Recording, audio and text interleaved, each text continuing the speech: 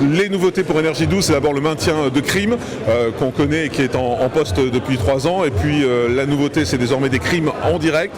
C'est en tout cas le titre de l'émission. On avait testé ça au mois de juin. Cette fois, on le remet à l'antenne.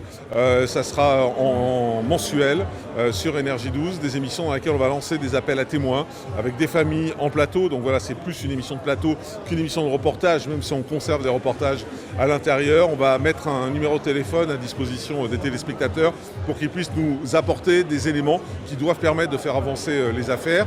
Et puis l'autre nouveauté, c'est une deuxième partie de soirée qui va s'appeler Face à France. C'est la première fois sur la TNT qu'on va lancer une émission de deuxième partie de soirée qui sera en plus en direct. Et on va dans cette émission avoir un panel de gens. C'est une émission qui avait été créée par Thierry Ardisson et Catherine Barma. Et on va avoir un panel de téléspectateurs, de Français, qui vont interroger tous les gens qui sont dans l'actualité.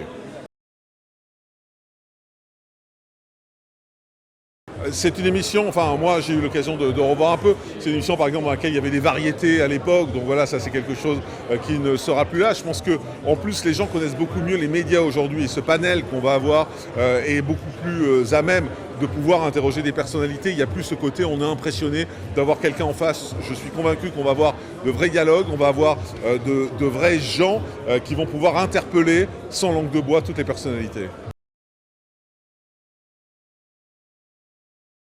Je pense, pour être honnête, qu'il y a une chaîne comme D8 qui a donné un vrai coup de fouet à la TNT et finalement ça nous sert tous aujourd'hui parce qu'en mettant le niveau beaucoup plus haut, en montant finalement la barre de l'exigence, ils nous permettent à tous sur toutes les chaînes de monter et de pouvoir grimper et faire des émissions. Je pense que peut-être que s'il n'y avait pas eu D8 et cette progression, aujourd'hui moi je ne ferais pas de deuxième partie de soirée sur Énergie 12. Donc les chaînes tentent d'innover, tentent d'essayer dans de nouveaux créneaux et c'est ce qui est fort et c'est ce qu'on essaie de faire sur Énergie 12.